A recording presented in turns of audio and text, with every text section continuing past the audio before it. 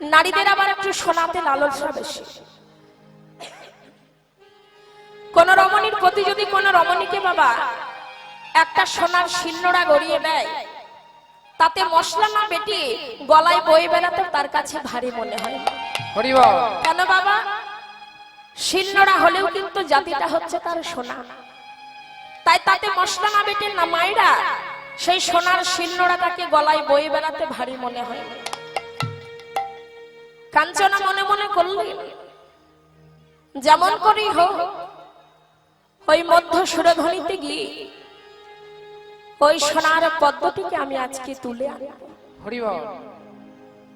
মরবে এই মনে করে আমি কি করলাম জানিস? আমার যে কাছে গাগরিটি, সেই গাগরিটি আমি সুরধ্বনির তীরে রেখে আমি সুরধ্বনির নীরে নেমে পড়ব। হেই মা, ধীরে ধীরে আমি সেই সোনার পদ্মের কাছে গেলাম। নয়ন যুগল বন্ধ করে সেই সোনার পদ্মটিকে আমি হৃদয় মাঝে জড়িয়ে ধরব। কিন্তু কি হলো জানিস?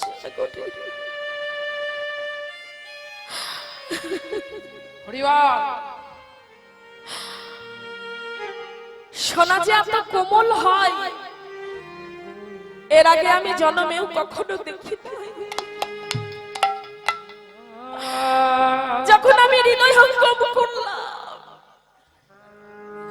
আমার কাছে মনে হলো এত কোমল। সজনী, সোনা তো হয় কঠিন পদার্থ, কিন্তু এখন সোনা যত চাপি তত কোমল মনে হয়, যত চাপি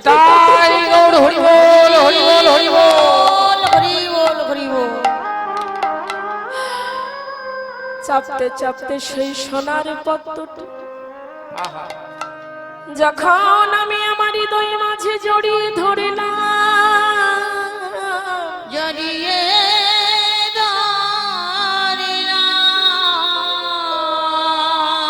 ধরার সঙ্গে সঙ্গে আমার কি হলো জানিস? আমার তাপিত হিয়া শীতল হলো, নিতাই গৌর আমার তাপিত হিয়া ওরে শীতল হলো, আমার তাপিত হিয়া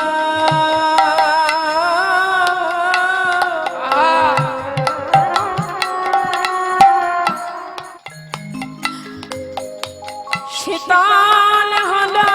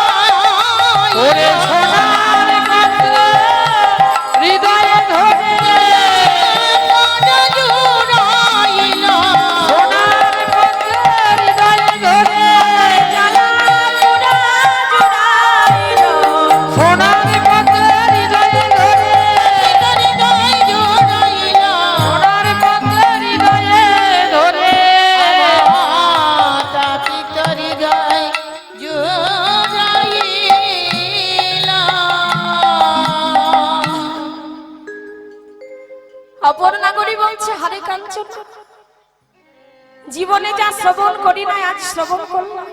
আহা হরি বল। জীবনে কখনো কারো বদনে আমি শুনি নাই যে সোনার হৃদয়ে ধরে কখনো সোনা কোমল হয়। আবার এই জীবনেও কখনো শুনি নাই যে সোনার হৃদয় মাঝে জড়িয়ে ধরে কারো হৃদয় শীতল হয়। কাঞ্চনা, হে তুই আজ আমায় কি সোনা দিলি? হরি বল। হে তুই আজ আমায় কি সোনা দিলি? সোনার হৃদয়ে ধরে তোর তপিত হইয়া শীতল হয়ে গেল। আহা কাঞ্চনা বলছে না করি, যখন আমার হৃদয়টা শীতল হয়ে গেল তখন আমি মনে মনে ভাবছি সোনা না অন্য কিছু। আস্তে আস্তে যখন আমি নয়ন উন্মিলন করে পুনরায় সে সোনার পদ্ম পানে চাইলাম, হরি বল। দেখলাম কি আশ্চর্য জানিস, সে তো সোনা নয়, সে তো সোনা নয়, সোনা নয়। কাঞ্চনা, যাকে সোনা মনে করে কাছে গেলি, যাকে সোনা মনে করে হৃদয়ে ধরলি, যাকে সোনা মনে করে হৃদয়ে ধারণ করে তাপিত হইয়া শীতল হয়ে গেল, আর পরক্ষণে নয়ন উন্মিলন করে দেখলি সে সোনা নয় তবে আর কি? কাঞ্চনা বলছে না গরি জানিস, পরক্ষণে আমি নয়ন উন্মিলন করে দেখলাম সে যে উপাসনার আগে গোড়া বটে। হরি বল। উপাসনা ওরে গোরা বাকে সে যে উপাসনার গণবটে। করে কাম গায়ত্রীর কাম বিজেতে বলি যাদের যুগল উপাসনা। গায়ত্রী কাব্যে ওরে যাদের যুগল কাব্যে যেতে যাদের যুগল উপাসনা, গায়ত্রী কাব্যে যেতে যাদের যুগল উপাসনা।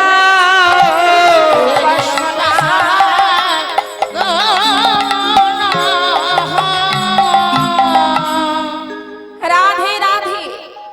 এইবার আমি তুলনা করলাম এক পলকে নয়ন দিতে। আমার বলতে যা কিছু সবই কিছু আমি তার রাতের চরণে অর্পণ করলাম। এইবার আমি তুলনা করলাম প্রথমে কার সঙ্গে জানিস? দামিনী। দামিনী অর্থে কি বাবা? দামিনী অর্থে বিদ্যুৎ। দামিনী দাম, দাম শব্দের অর্থ হচ্ছে মালা। দামিনী দাম ও দমন রুচি দর্শন। রুচি, রুচি মানে কান্তি। দূরে গিয়ে অর্থাৎ দূরে গেল, দরপক দাব অর্থাৎ অহংকার। তাই নাগরী, প্রথমে আমি তুলনা করলাম বিদ্যুৎ মালার সঙ্গে। বিদ্যুৎ মালার সঙ্গে তুলনা করে একবার আমি গৌর প্রাণে নয়ন দিলাম, একবার আমি বিদ্যুতের ছটায় নয়ন দিলাম। কিন্তু তুলনা করতে গিয়ে তুলনা হলো না। কেন হলো না বাবা? বিদ্যুতের ছটায় নয়ন দিলে নয়ন ঝলসিয়া যায়, আর আমার গৌর রূপে ছটায় নয়ন দিলে তার নয়ন শীতল হয়। হরি হরি বল। বল, হরি বল, হরি বল। তুলনা হলো মা? জগতের কোন অন্ধ ব্যক্তি যদি আমার গৌর রূপ ছটায় একবার নয়ন দেয়, তার অন্ধ নয়ন গৌর রূপের ছটায় তার নয়নের অন্ধত্ব পর্যন্ত দূরে যায়। তুলনা হলো না। তুলনা করলেন বাবা কান্তা নিন্দ্রিত কোটি কোটি মদন। মদনের সঙ্গে তুলনা করতে গিয়ে যখন মা একবার মদন প্রাণে নয়ন দিলেন, একবার গৌর প্রাণে, আর তৎক্ষণাৎ নয়ন গিয়ে পড়লেন গৌর চরণে। আর যেই মদনের সঙ্গে তুলনা করলেন নাগরী, আর তদর্শনে দেখলেন সেই কোটি কোটি মদন আজকে গৌর রূপ দর্শন করে গৌর চরণে গড়াগড়ি দিচ্ছে। হরি বল, হরি বল।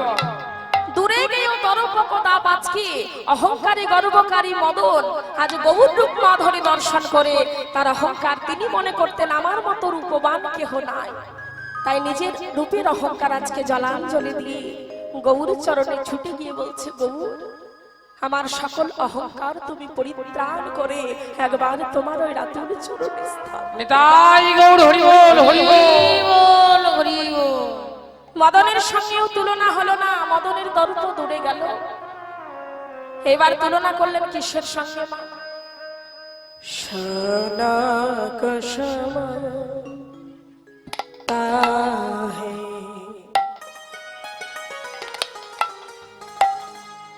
কোন গুণ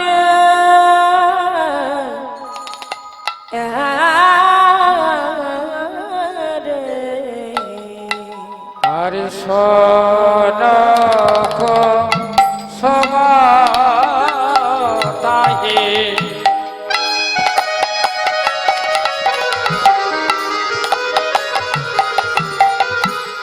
কোন গনে এ রে সনক সমাদায়ে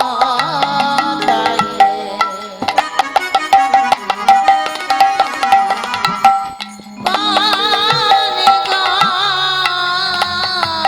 আহা দিয়ে রে। প্রাতরা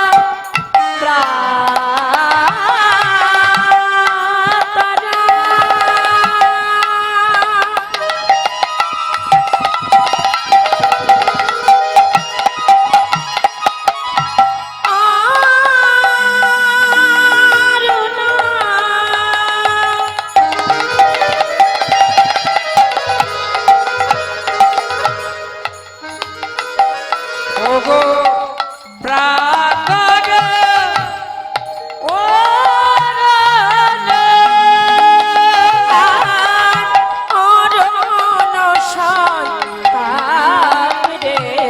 আর সোনক সমাতাহে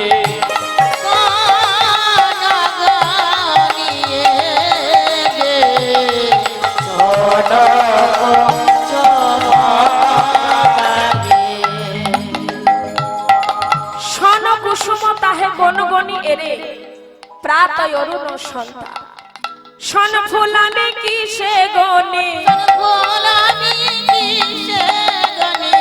আর শন ফুলানে কি সে গনে ফুলনে কিসে গনে গৌর রূপা ধরি লাগে শন ফুলানে কি সে গনে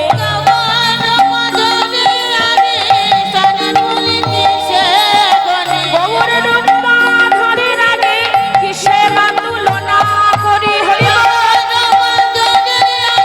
তুলনা করিয়ে শন ফুলানে কি সে গনে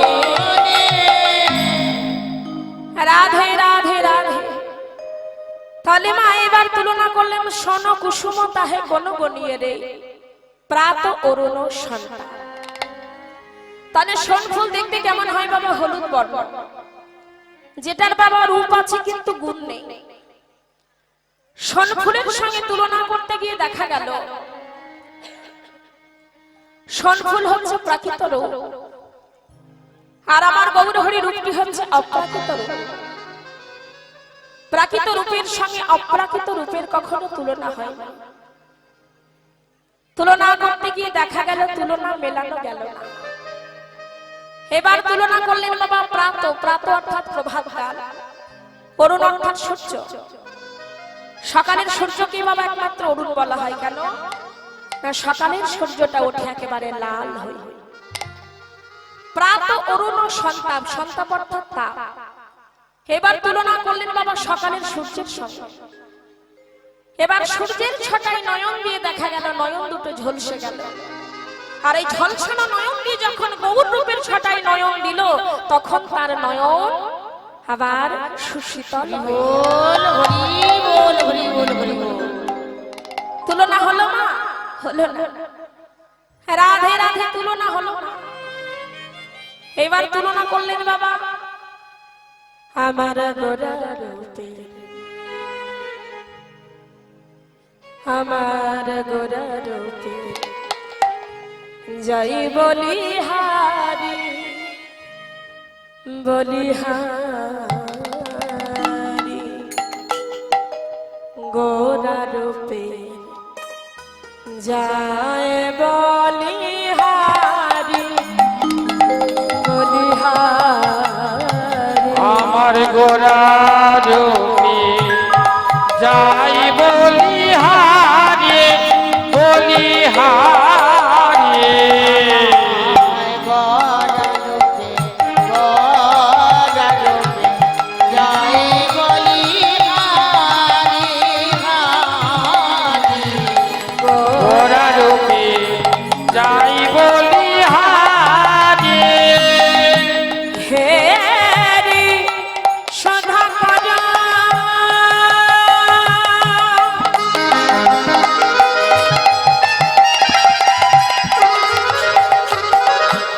মরাছে চারণ তলা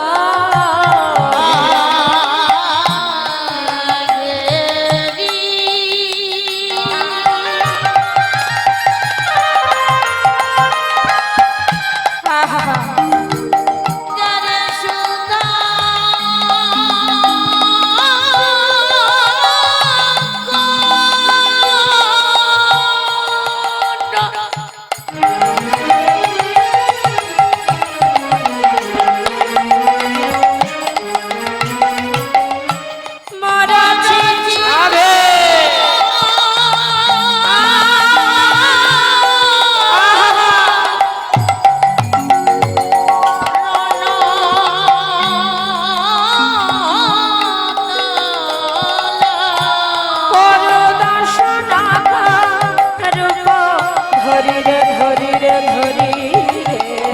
আমার গোরা রূপে যাই বলিহারি বলিহারি গোরা রূপে যায় বলিহারি বলিহারি গোরা রূপে গোরা রূপে গড়ালোকে যায় বলিহারি জয় রাধে বাবা। যার যেমন অনুরাগ সে তেমন ভাবে গৌর রূপ দর্শন করে, রাধে আর যার যেমন অনুরাগ জয় রাধে।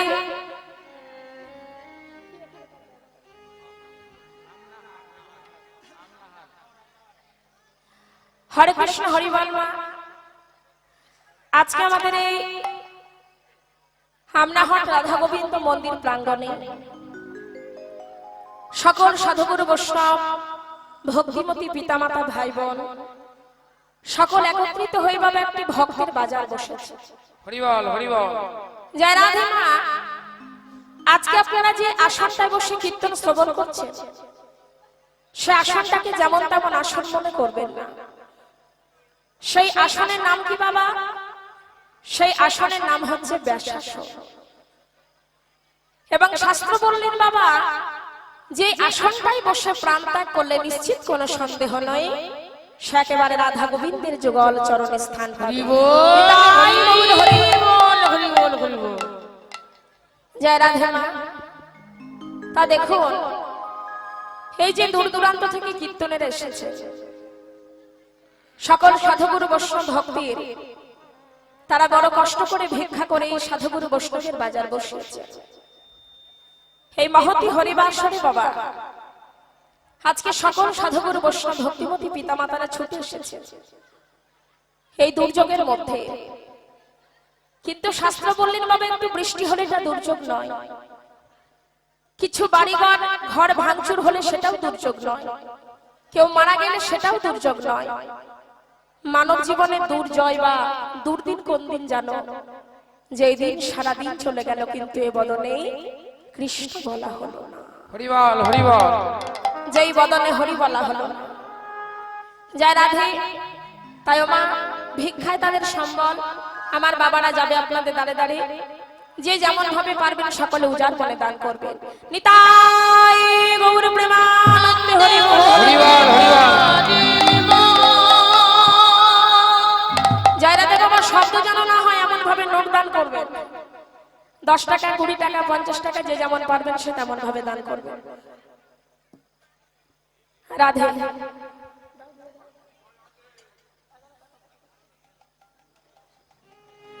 জয় রাধে।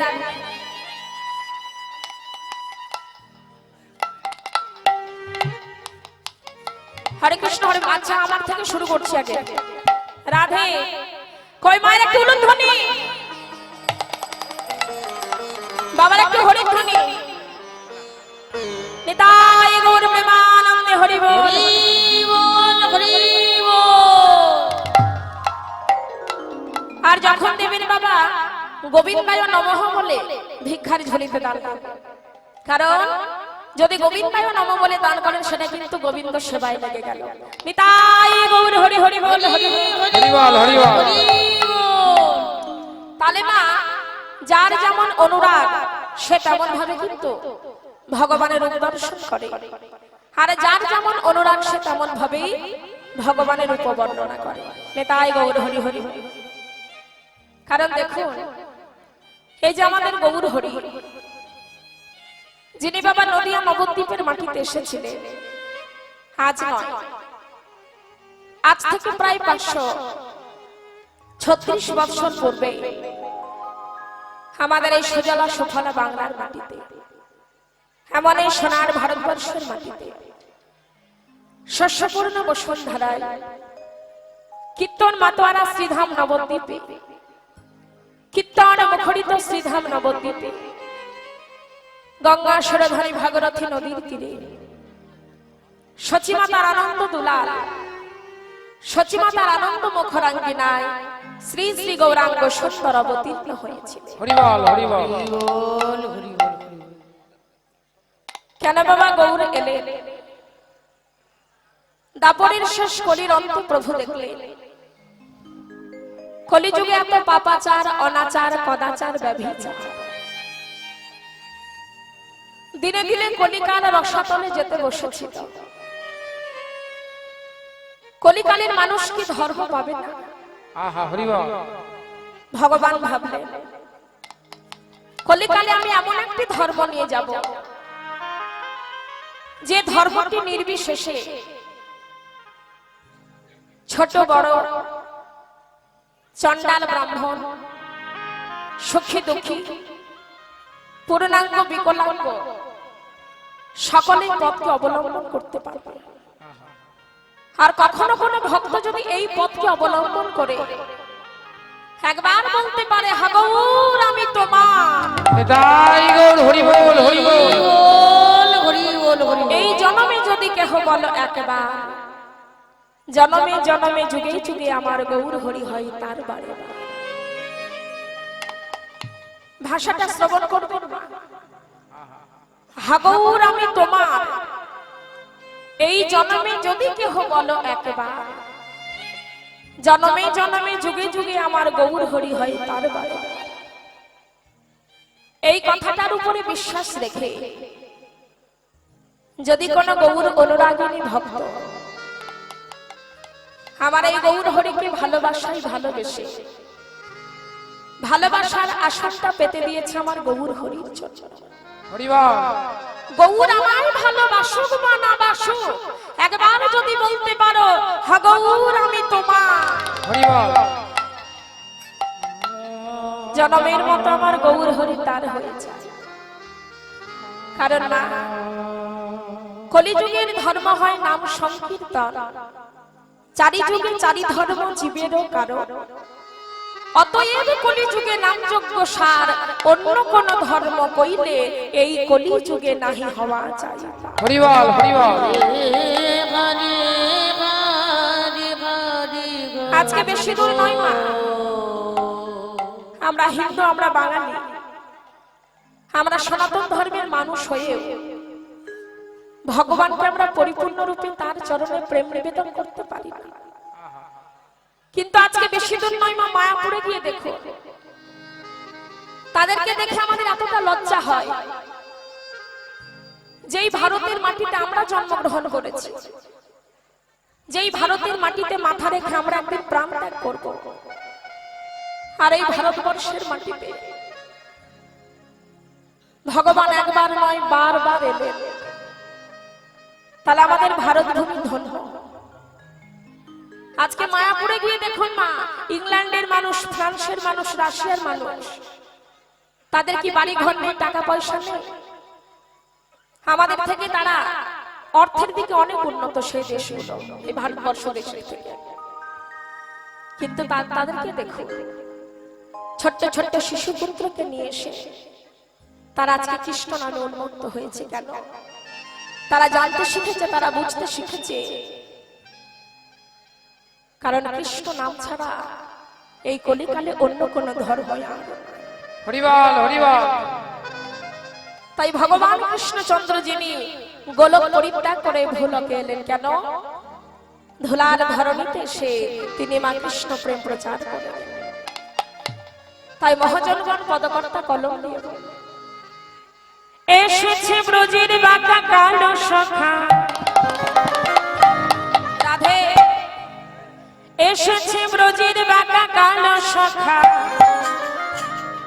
রাধে একটু মায়েরা হাততালি দিয়ে সবাই, তোরা দেখবি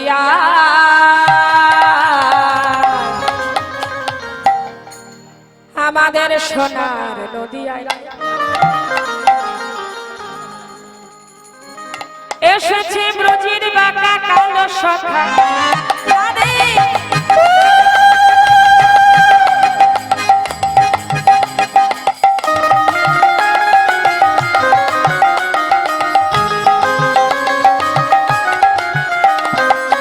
এসেছে ব্রজের বাঁকা কালো সখা, তোরা দেখবি আই, দেখবি আই, দেখবি আই আমাদের সোনার নদী আই।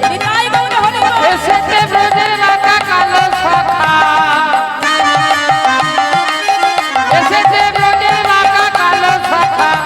তোরা দেখবি আই, দেখবি আই, দেখবি আই আমাদের সোনার নদী আই। তোরা দেখবি আই আমাদের সোনার নদী আই।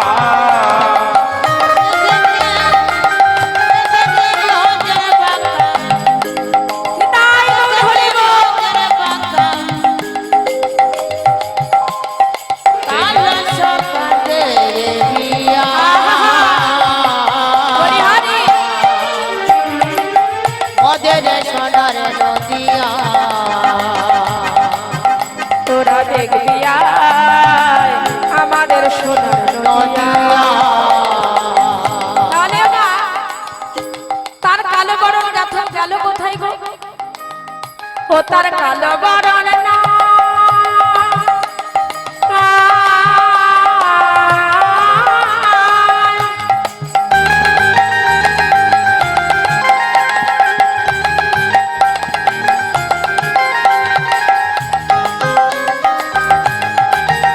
ওতার কালো বরণ না তাই অঙ্গে অঙ্গ দিয়ে গৌর হলো, তাই হরি ও গো রায় অঙ্গে অঙ্গ দিয়ে গৌর হলো তাই। অঙ্গে অঙ্গ দিয়ে গৌর হলো তাই। ফিরেছে ঢং ফিরেছে কালো এখন চেনা আহা রং ফিরেছে, তার রং ফিরেছে, ঢং ফিরেছে, কালো এখন চেনা যায়। আমাদের সোনার নদী আই, এসেছে ব্রজের বাঁকা কালো সখা, এসেছে ব্রজের বাঁকা কালো সখা। তোরা দেখবি আই, দেখবি আই, দেখবি আই আমাদের সোনার নদী আই। তোরা দেখবি আই আমাদের,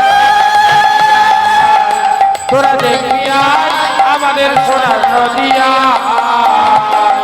বৃন্দাবনে বাবা কৃষ্ণের চূড়া ছিল, কিন্তু কলিকালে কি গৌর হরির চূড়া ছিল? তাহলে তার চূড়া কোথায় গেল? তার বাঁশি বা কোথায় গেল? এবার পদকর্তা কি বলছে দেখুন, কোষে রাধা প্রেমে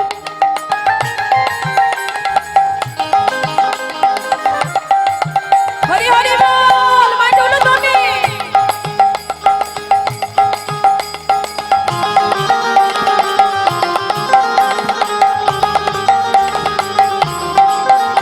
কোষে রাধা প্রেমের ঋণী হয়েছে,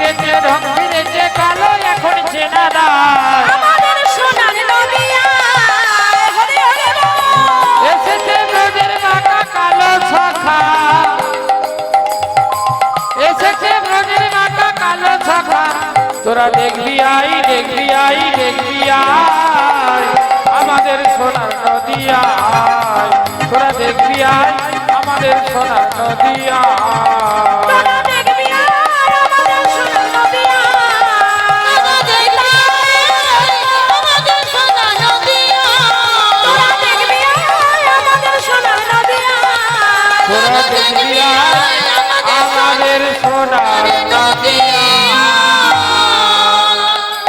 তাই গৌর হরি হরি বল। হরি বল তাই মা হরে কৃষ্ণ হরি বল। ব্রজেন্দ্র নন্দন শ্রীকৃষ্ণ যিনি বাবা রাধা প্রেমের ঋণী হয়ে এই কলিকালে হলো রাধা কৃষ্ণ মিলিত তনু আমার গৌরাঙ্গ সুন্দর। রাধা কৃষ্ণ এক আত্মা আদিমা দুই দেহ ধরে তুই দেব ধরি অনন্য বিলাসের আস্বাদন সাধনা সেই দুই দেহ এবে হলো চৈতন্য গোসাই চৈতন্য গোসাই তার শস্য দিতে হইল এক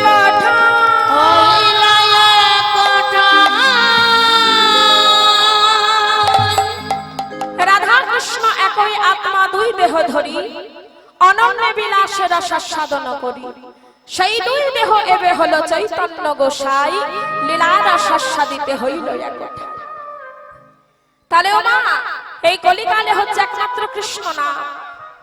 কৃষ্ণ নাম ব্যতি রেখে জীবের আর অন্য কোন ধর্ম নাই, আর কোন ধর্ম নাই, আর কোন ধর্ম নাই। কেবলমাত্র একবার হরি নাম, একবার বদন ভরে হরি বললেই হলো। নিতাই গৌর হরি বল।